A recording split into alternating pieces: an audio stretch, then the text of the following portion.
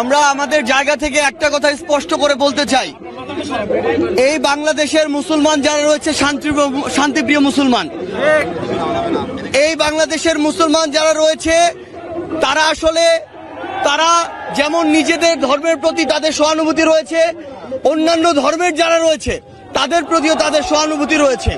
কিন্তু এই সহানুভূতিকে ব্যবহার করে কেউ যদি নিজেদের ওই ভারতে বসা চক্রান্ত, যারা মাসের 30 দিনের 25 দিন দেহটা নিয়ে এই বাংলাদেশে বসে থাকে আর বাকি 5 দিন মনটা নিয়ে ভারতে যায়, সেখানে চক্রান্ত করে এবং সেই চক্রান্তের এক্সিকিউশন এই বাংলাদেশে এসে ঘটায়, সে সকল উগ্রবাদী হিন্দুদেরকে প্রতিহত করার জন্য আমাদের মনে বিন্দুমাত্র সহানুভূতি থাকবে না।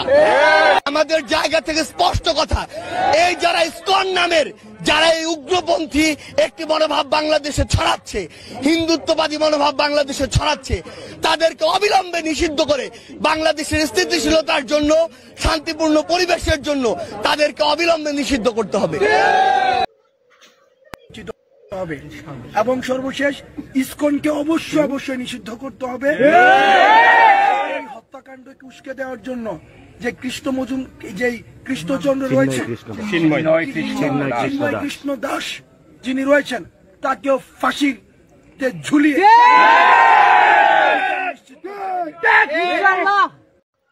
যে মৌলবাদী মুসলিম সংগঠনের কথা আমরা শুনলাম, এই সমস্ত নাকি এরা স্টুডেন্ট, ভাবা যায় এরা এদের মনের মধ্যে কত নিচু মানসিকতার পরিচয় এরা দিচ্ছে। এরা তো বাংলাদেশের এক একজন কী ধরনের পাবলিক, এরা ভারতবর্ষকে যা তা কথা বলছে, এরা জানেই না যে ভারতবর্ষে কোন লেভেলে আছে। এদের কাছে এরা মূর্খতার পরিচয় দেয় সব সময়ের জন্য। এই সমস্ত বাংলাদেশি মুসলিমরা না শুধু মূর্খতার পরিচয় দিয়ে এসছে প্রথম থেকেই, আজকে এই জন্য তাদের এই অবস্থা। এরা হয়তো ভুলে গেছে যে এদের দেশের পেছনে ভারতবর্ষের হাত আগাগোড়াই রয়েছে এবং ভারতবর্ষের যত বড় বড় প্রকল্প থেকে শুরু করে বাংলাদেশের যে আজকে বাংলাদেশ হয়েছে, এর পেছনে কিন্তু অবদান পুরোটাই আমাদের ভারতবর্ষের। এই সমস্ত বাজে মৌলবী লোক, স্টুডেন্ট না এরা কি সব, এই সমস্ত না এরা জিহাদ করার মতো লোক, এই সমস্ত এদের জিহাদি বলা হয় এদেরকে। এই জিহাদি মুসলিমদের বয়কট করতে হবে। এই সমস্ত জিহাদি মুসলিমদের বয়কট না করলে বাংলাদেশ কেন, যত ওয়ার্ল্ডে যত এই সমস্ত মুসলিম যারা আছে, যারা দেশের মধ্যে গৃহযুদ্ধ এই সমস্ত লোকের জন্য কিন্তু বেঁধে যায়, তো তাড়াতাড়ি সম্ভব এই সমস্ত লোকদের বাংলাদেশকে তাড়ান আপনারা।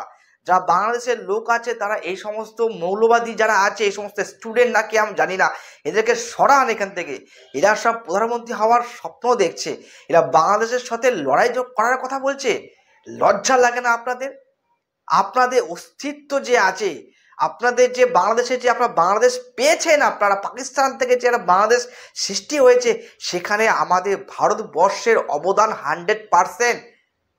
আপনারা তো ভুলে গেছেন, আপনাদের মনে থাকে না। আপনারা হচ্ছে হিংসতার পরিচয় দেন, তার জন্য আপনারা এই সমস্ত প্রকাশ্যে বলছেন যে ভারতবর্ষ একটা বাজে দেশ, সেখান থেকে আপনাদের দেশের জন্য পরিকল্পনা করা হয়, খারাপ পরিকল্পনা করা হয়। এই সমস্ত তথ্য ছাড়া কথা বলছেন আপনি। আপনি জানেন না যদি আপনার দেশের যা অবস্থা আছে, যদি আপনার দেশকে যদি আমরা ভিসা না দিই, ভারতবর্ষ সরকার যদি আপনাদের ভিসা না দেয় না, আপনাদের দেশের মানুষরা, সাধারণ থেকে সাধারণ মানুষরা কিন্তু বিনা চিকিৎসায়, হ্যাঁ বাংলাদেশের লোক শুনে নিন, আপনারা বিনা চিকিৎসায় মারা যাবেন।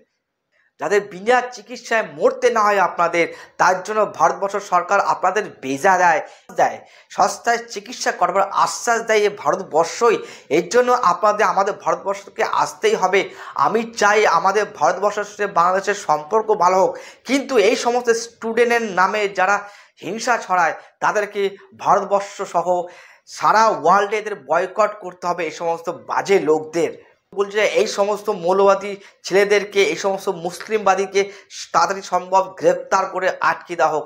যারা হিন্দুদেরকে খারাপ বলছে, যারা ভারতবর্ষকে খারাপ বলছে, যে ভারতবর্ষ থেকে পণ্য সহ, ডাল সহ আমাদের যত সবজি আছে সেগুলো বাংলাদেশে যদি আমরা না পাঠাই, আমাদের বাংলাদেশকে যদি বয়কট করা হয় না, আপনারা না খেয়ে মারা যাবেন।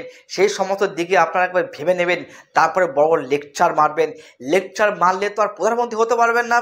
আপনি প্রধানমন্ত্রী হওয়ার স্বপ্ন দেখছেন আমাদের মনে হয়, কিন্তু আপনার মতো ফালতু লোককে যদি প্রধানমন্ত্রী করা হয় না, দেশের মধ্যে সারা বছর এইভাবে যুদ্ধ লেগে থাকবে এবং সবাইকে লুট করে খাবে, যা করছেন আপনারা বাংলাদেশি ভিতরে। বাংলাদেশের মতো যারা বাংলাদেশের ভিতরে যে লুটপাট চলছে, যাকে খুশি মারা হচ্ছে, আইন বলে কিচ্ছু নেই ও দেশে, যাকে ধরছে তাকেই মারছে, গলায় ফাঁসি দিয়ে রাস্তায় টানিয়ে রাখছেন। এই তো আপনাদের পরিচয়। আপনার বড় কথা বলেন, আপনার ইসকনকে বন্ধ করবেন, আপনার এত বড় আসপদ্দা কোথা থেকে আসে? আপনার মতন লোকদের বয়কট করতে হবে আমাদের ভারতবর্ষ থেকে, এবং আমাদের ভারতবর্ষ থেকে যত তাড়াতাড়ি সম্ভব যত পণ্য আপনার দেশে যায় সেগুলো কি আমরা বন্ধ করব। দেখব আপনার বড় কথা খালি পেটে বলতে পারেন কিনা। আপনাদের না মুখে মারতে হবে না, আপনাদের পেটে মারতে হবে, আপনাদের ফিউচার নষ্ট করে দিতে হবে। তারপরে আপনাদের মতন মৌলবাদীদের কোমর ভেঙে দেওয়া হবে, পা ভেঙে দেওয়া হবে। কিসের মাধ্যমে করা হবে না, আমাদের দেশ থেকে কোনো রকম পণ্য আপনাদের দেশে যাবে না, মনে রাখবেন আপনি।